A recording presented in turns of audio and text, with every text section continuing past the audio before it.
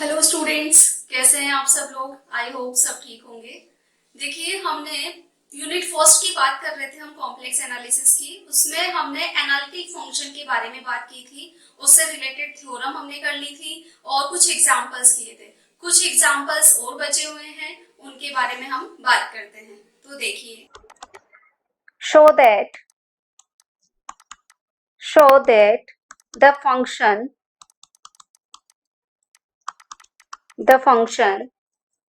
fz is equals to u plus iota v, where fz is equals to x cube 1 plus iota minus y cube 1 minus iota divided by x square plus y square. Z is not is equals to 0. F of 0 is equals to 0, is continuous, and that the Cauchy-Riemann equation CR equation are satisfied at origin, yet fd0 does not exist. देखिए क्या कह रहा है ये हमें question कि F of Z हमें given है, हमें कह रहा है कॉन्टिन्यूअस है और सीआर इक्वेशन को सेटिस्फाई करता है ओरिजिन पे। ठीक है, तो हमें बताना है कि एनालिटिक फंक्शन होगा या नहीं होगा। तो देखिए, सबसे पहले जो फंक्शन गिवन था एफ ऑफ जेड, उसको लिख लिया हमने, इक्वेशन नंबर दे दी इसको 1। अब हमारे पास एफ ऑफ जेड जो होता है वो u प्लस आयोटा v की फॉर्म में होता है। तो हमें क्या करना होगा, रियल पार्ट को अलग करना होगा और इमेजिनरी पार्ट को अलग करना होगा। तो हमने इसको खोल लिया, मल्टीप्लाई किया, देखो रियल पार्ट को एक साथ रख लिया u, तो एक्स क्यूब, यहां से माइनस वाई क्यूब, तो x cube minus Y cube आ गया, प्लस आयोटा कॉमन ले लिया तो यहां से एक्स क्यूब और यहां से माइनस और माइनस प्लस हो जाएगा तो plus y cube divided by x square plus Y square. अब देखिए, ये x square plus Y square इसके नीचे भी है और इसके नीचे भी है, तो यह आ जाएगा x cube minus Y cube divided by x square plus Y square plus iota x cube plus y cube divided by x square plus Y square. इसको हमने दे दी इक्वेशन नंबर 2। अब देखिए, ये रियल पार्ट है तो इसको तो हम कह देंगे u, और ये वाला इमेजिनरी पार्ट है इसलिए इसको कह देंगे हम v। इक्वेशन नंबर दे दी हमने 3। अब देखिए, कंपेयर कर लिया तो u इज इक्वल टू, तो ये वाला पार्ट लिख दिया हमने इक्वेशन नंबर 4, और v equals to x cube plus y cube divided by x square plus Y square, 4 और 5 से।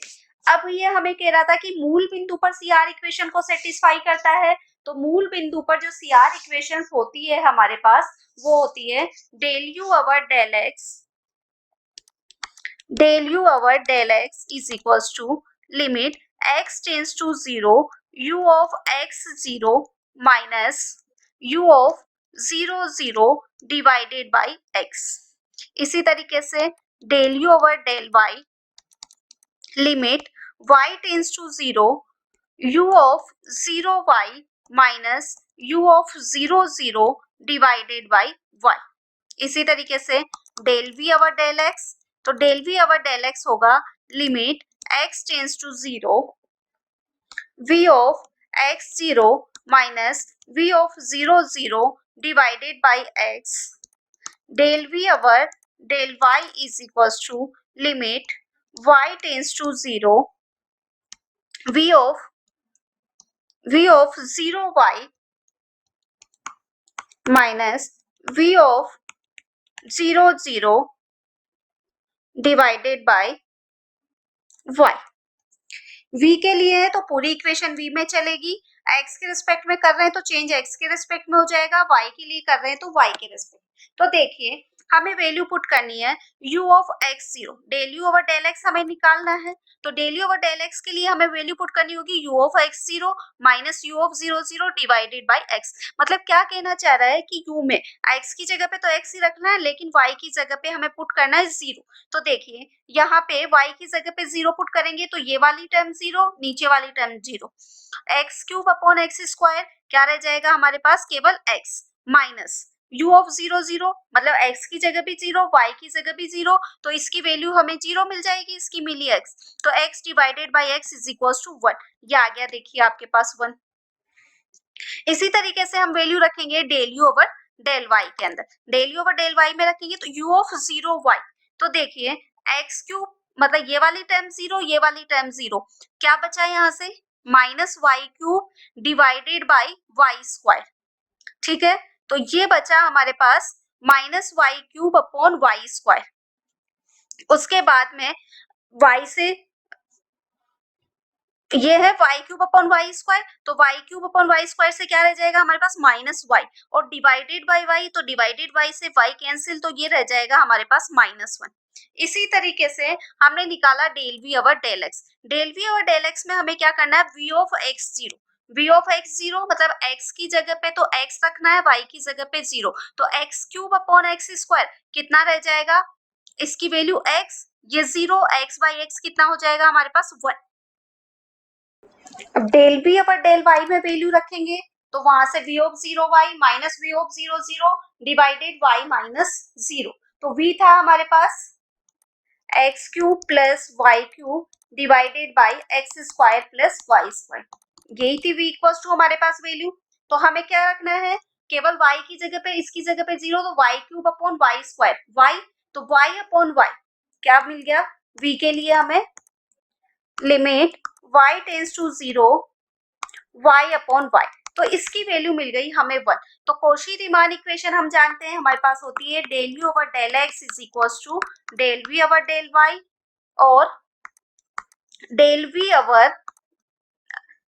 Over del x is equal to minus del u over del y, ये इक्वेशन होती है हमारे पास। तो कौशी रीमान समीकरण हमने देखा कि सारी वैल्यूज क्या हो रही है, इसकी इक्वल हो रही है, तो अतः कौशी रीमान समीकरण मूल बिंदु पर संतुष्ट होती है। कौशी रीमान समीकरण संतुष्ट हो गई। अब देखिए हमें क्वेश्चन में दिया हुआ था कि F d zero does not exist, हमें क्या कह रहा है कि F d zero does not exist. अब एग्जिस्ट कब नहीं करेगा, जब उसकी एक से ज्यादा वैल्यू आ जाएगी, मतलब यूनिक वैल्यू नहीं मिलेगी। तो देखिए हमने लिया पुनः f d zero is equal to limit z tends to zero F of z minus F of zero divided by z minus zero. अब एफ ऑफ z हमारे पास इक्वेशन नंबर 1 है फंक्शन की, हमने वो रखी, माइनस एफ ऑफ जीरो किस में रखेंगे, फंक्शन के अंदर ही, तो फंक्शन के अंदर रखेंगे तो जीरो रखेंगे तो पूरा क्या मिल जाएगा जीरो, तो ये आ गया minus zero divided by z, और z की वैल्यू होती है हमारे पास x प्लस आयोटा y।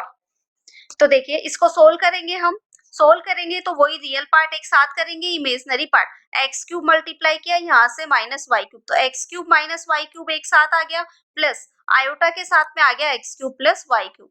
अब नीचे है x square plus Y square, x square plus Y square को हम लिख सकते हैं एक्स प्लस वाई, और x square plus Y square है तो ये तो एज इट इज रह जाएगा x square plus Y square, तो डिवाइडेड बाई है हमारे पास एक्स प्लस आयोटा वाई, तो एक्स प्लस आयोटा वाई हमारा यहाँ पे मल्टीप्लाई हो जाएगा। अब देखिए ये वैल्यू मिल गई। अब यहाँ से हम नहीं बता पा रहे कि ये वैल्यू यूनिक होगी या नहीं होगी, तो हमने कंडीशन ली कि यदि z y बराबर mx के अनुदिश शून्य की ओर अग्रसर होता है तब समीकरण ए से, इसको हमने कहा ए, इस इक्वेशन नंबर ए से हमने क्या करना है, इस इक्वेशन नंबर ए में y is equal to mx put करना है, y is equal to mx हम रखेंगे।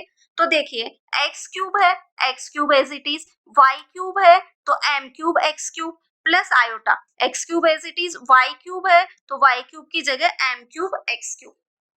अब देखिए इसके बाद नीचे x प्लस आयोटा y है तो x plus iota mx, x square m x square. क्या करना है हमें, वही जो कॉमन दिख रहा है ऊपर वाली टर्म में, यहाँ एक्स क्यूब कॉमन दिख रहा है हमें टोटल में, हमने एक्स क्यूब कॉमन ले लिया।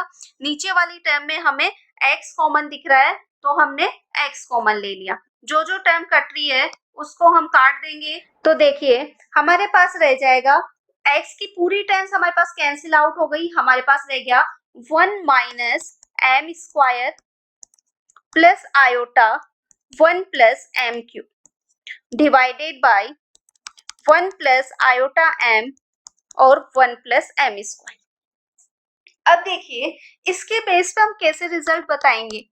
ये जो वैल्यू है ये पूरी की पूरी डिपेंडेंट है एम पे, ये वैल्यू है वो एम पे डिपेंडेंट है, एम पे आश्रित है, इसलिए एफ डैश जीरो अद्वितीय नहीं है, एफ डैश जीरो यूनिक नहीं है, यूनिक नहीं है, अर्थात एफ डैश जीरो का अस्तित्व नहीं है, एफ डैश जीरो का अस्तित्व नहीं है, अर्थात फलन एफ जेड मूल बिंदु z बराबर 0 पर अवकलनीय नहीं है। यही मीनिंग हुआ, अवकलनीय होने के लिए यूनिक होना चाहिए, अवकलनीय नहीं है, अर्थात फलन एफ जेड मूल बिंदु पर विश्लेषिक नहीं है। जब फलन अवकलनीय ही नहीं होगा,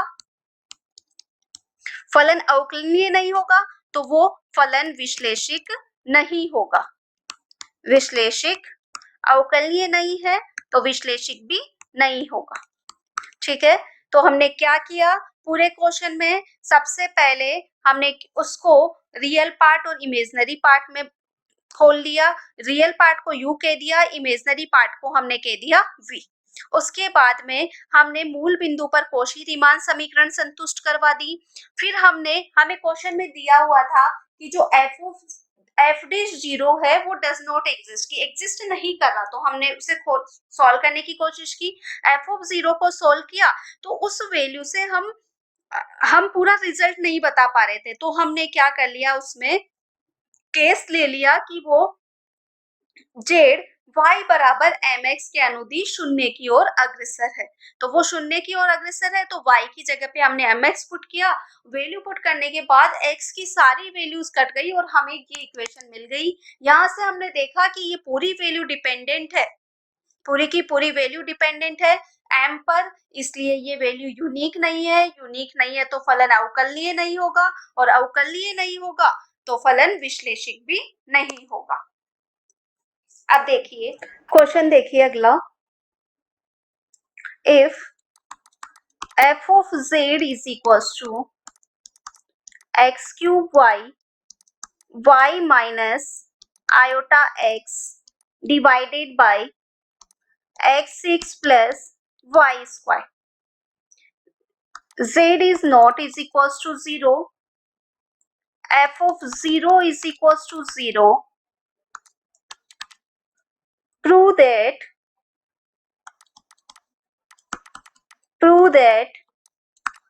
f of z minus f of 0 divided by z tends to 0 as z tends to 0 along any radius vector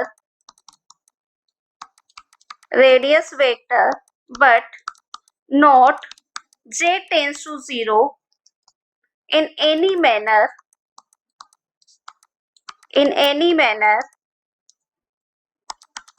is the function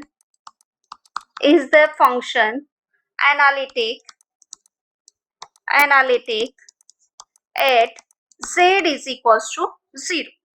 ये क्वेश्चन है हमारा कि z is equals to 0 पर हमें इसको एनालिटिक फंक्शन के बारे में बताना है। तो देखिए f of z ये है हमारे पास, सबसे पहला हमारा काम है कि f of z is equals to हमारे पास u प्लस आयोटा v होता है, u हमारे पास रियल पार्ट और v हमारे पास इमेजिनरी पार्ट। हमने इसको खोल लिया और रियल और इमेजिनरी पार्ट के अंदर डिवाइड कर लिया। ठीक है, तो उसके बाद देखिए इसको रियल और इमेजिनरी में लेंगे तो हमारे पास कैसा हो जाएगा, x cube y square minus iota x cube x cube की जगह पे ये एक्स मल्टीप्लाई हुआ, x4 y divided by x6 plus Y square. तो देखिए u इज इक्वल टू, तो हमारे पास रह गया x cube y square divided by x6 plus Y square, और v इज इक्वल टू हमारे पास आ जाएगा minus x4y divided by x6 plus Y square. अब देखिए हमें एफ डे जीरो की बात कर रहा है ये, तो एफ डे जीरो का फॉर्मूला हमारे पास होता है F of Z minus F of zero divided by Z minus zero. F of Z की वैल्यू यहाँ से हमने पुट कर ली minus zero divided by Z, और जेड की वैल्यू होती है X plus iota Y. Solve करेंगे तो X square plus Y square नीचे आ जाएगा। अब यहाँ से माइनस कॉमन ले लेंगे या माइनस आयोटा कॉमन ले लो तो एक्स प्लस आयोटा वाई, ताकि एक्स प्लस आयोटा वाई से x plus iota y cancel out हो जाएगा। तो हमारे पास रह जाएगा limit z tends to zero minus iota x cube y divided by x square plus Y square. इसको हमने दे दी इक्वेशन नंबर 1, और जो गिवन इक्वेशन थी उसको हमने दे दिया इक्वेशन नंबर फर्स्ट। अब देखिए हम लेंगे वही केस फर्स्ट इसमें भी, कि जब y इज इक्वल टू क्या हो हमारे पास mx के अनुदिश शून्य की ओर अग्रसर हो, तो समीकरण 2 से, समीकरण 2 में हमें y की जगह पे पुट करना है mx।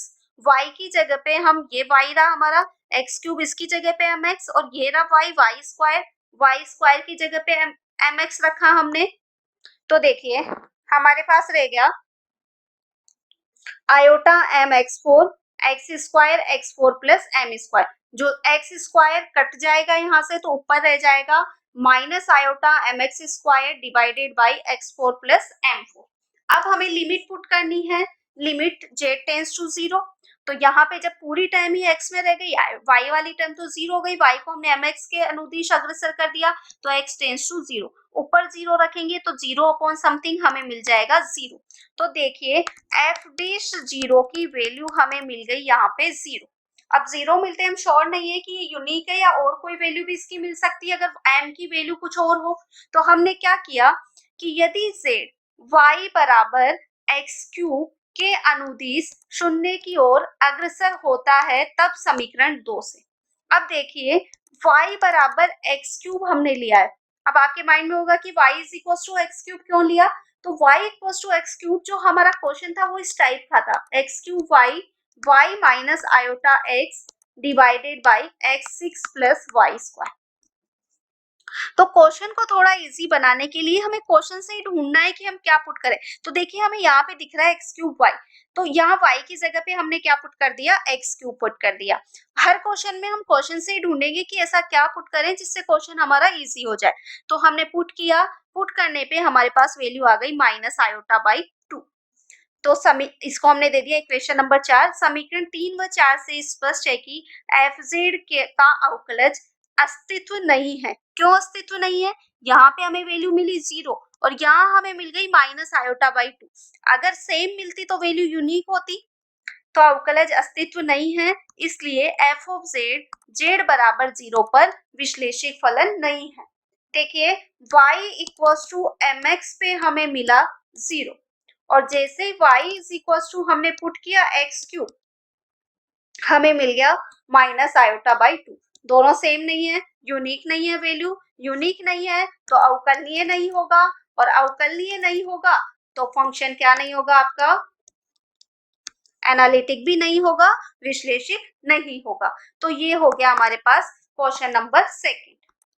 अब देखिए अगला क्वेश्चन है हमारे पास, प्रूव दैट, ये एग्जाम्पल इसकी बात कर रही हूं मैं, प्रूव दैट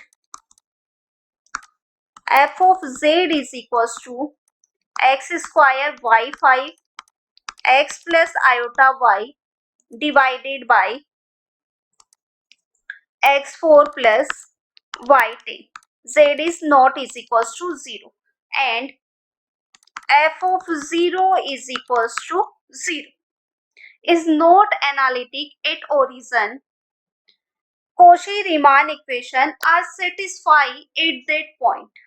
क्या कह रहा है कि फंक्शन एनालिटिक नहीं है लेकिन जो कॉशी रीमान इक्वेशन है वो मूल बिंदु पर सेटिस्फाई हो रही है, ये कहना चाह रहा है। तो सबसे पहले हमने जो गिवन था फंक्शन उसको लिया, इक्वेशन नंबर 1 दे दी। हमने क्या किया, रियल पार्ट अलग कर लिया u और इमेजिनरी पार्ट v अलग कर दिया। तो ये तो हो गया इसका u और ये हो गया इसका v। 3 4 5 इक्वेशन हमने इसको दे दी। हर क्वेश्चन में वही करना है, सबसे पहले हमें उसे रियल पार्ट और इमेजिनरी पार्ट में अलग अलग करना है। फिर मूल बिंदु पर, ये कह रहा है कि मूल बिंदु पर कौशी रीमान समीकरण को संतुष्ट करता है। तो मूल बिंदु पर कौशी रीमान समीकरण हम जानते हैं, del you over del x हमारे पास होती है limit x tends to 0 u of x0 minus u of 0 0 divided by x। इसी तरीके से हमारे पास क्या वैल्यू होगी, del you over del y की होगी, उसमें limit y tends to 0 u of 0y minus u of 0 0 divided by y। इसी तरीके से v के लिए लिख देंगे हम del v over del x और del v over del y। सारी इक्वेशन में हम वैल्यू पुट करेंगे तो इससे भी हमें 0 मिलेगा, इससे भी 0 मिलेगा, सारी वैल्यू 0 मिलेगी तो सब 0 बराबर 0 बराबर। तो हमने क्या कह दिया कि मूल बिंदु पर CR इक्वेशन सेटिस्फाई हो रही है। CR इक्वेशन हम जानते हैं, del you over del x is equals to del V over del Y और del you over del Y is equals to minus del V over del X. इसकी 0, इसकी 0, इसकी भी 0, इसकी भी 0, मतलब मूल बिंदु पर तो कौशी रीमान इक्वेशन सेटिस्फाई हो गई। अगला है हमारा फॉर्मूला, पुनः क्या होता है, f d 0 is equals to limit z tends to 0 f of z minus f of 0 divided by z minus 0। f of z जो गिवन फंक्शन, f of 0 का मतलब जो गिवन फंक्शन है उसमें 0 पुट करके डिवाइडेड बाय z माइनस 0, तो ये value तो 0 हो जाएगी। f of z हमने पुट कर दिया as it is, divided by x plus iota y z की वैल्यू। इसको सोल्व किया तो x प्लस आयोटा वाई से ये x plus iota y cancel out हो गया और हमारे पास रह गया x square y5 divided by x4 plus y10। Clear है यहाँ तक, इक्वेशन नंबर हमने दे दी 8। अब देखिए यहाँ से हमारा काम क्या है, हमने पिछले 2 क्वेश्चन में भी देखा, पुट क्या करना है, y is equal to mx। या तो हमें इससे ही पता लग जाएगा, अगर इससे 0 आ जाएगा तो फिर हम क्वेश्चन से ही देखेंगे कि y की वैल्यू क्या पुट करें। तो यहाँ से देखिए आप क्या देख पा रहे हैं कि हम क्या वैल्यू पुट करेंगे। यहाँ से पहले तो y बराबर mx, ये तो हमने कह दिया कि y बराबर mx पुट कर लेंगे एक बार, तो हम दूसरी वैल्यू भी हमें पुट करनी पड़ेगी। तो दूसरी वैल्यू देखो हम यहाँ से देख रहे हैं y5 x स्क्वायर है, तो y5 इज इक्वल टू हम क्या पुट कर देंगे, y5 is equal to x square. तो देखिए सबसे पहले इक्वेशन नंबर 8 में हमने केस फर्स्ट लिया, यदि z y बराबर mx के अनुदिश शून्य की ओर अग्रसर होता हो तब समीकरण 8 से कुछ नहीं करना, केवल y की जगह पे mx रखना है। y की जगह पे जब mx रखेंगे तो हमारे पास वैल्यू आ जाएगी, वैल्यू आ जाएगी, हमने देखा एक्स क्यूब कॉमन लेके काट दिया, उसके बाद में लिमिट पुट की हमने x tends to 0, x tends to 0 put करेंगे तो देखिए यहाँ से ये वैल्यू तो कट जाएगी, x क्यूब कॉमन आ जाएगा, डिवाइडेड में रह जाएगा, तो 0/1 प्लस 0 और 0 समथिंग हमें क्या मिलेगा, 0। इक्वेशन नंबर 2 यहाँ तक का काम हो गया, 0 मिल गई देखिए हमें वैल्यू। अब जैसे ही 0 मिल जाती है तो हम दूसरी वैल्यू पुट करते हैं, तो हमने क्वेश्चन से ही देखा कि क्या पुट कर सकते हैं, y5 is equals to x square. y5 is equals to x square के अनुदिश शून्य की ओर अग्रसर होता है तब, केवल वो जो इक्वेशन नंबर 8 थी उसमें हमें y5 की जगह पे एक्स स्क्वायर रखा, पुट कर दिया हमने, पुट कर दिया तो हमें मिला 1/2। अब देखिए पहले वैल्यू मिल गई 0, फिर वैल्यू मिल गई हमें 1/2, तो हमने इसको 9 और 10 दे दिया। 9 व 10 से स्पष्ट है कि एफ डी 0 अद्वितीय यूनिक नहीं है, अर्थात एफ ऑफ जेड जेड बराबर 0 पर अवकलनीय नहीं है, और अवकलनीय नहीं है तो जेड बराबर 0 पर विश्लेषिक भी नहीं है। तो देखिए स्टूडेंट्स हमने ऑलमोस्ट सारे एग्जाम्पल कर लिए हैं, लेकिन अभी भी आपको किसी भी एग्जाम्पल में या क्वेश्चन में डाउट हो तो आप कमेंट बॉक्स में बता सकते हैं, उसका सॉल्यूशन आपको मिल जाएगा। और अगली क्लास में हम स्टार्ट करेंगे unit number 2, Cauchy integral formula वाला चैप्टर है वो हम स्टार्ट करेंगे, चैप्टर नंबर 8 आपका। तो यूनिट नंबर फर्स्ट हमारी कंप्लीट होती है।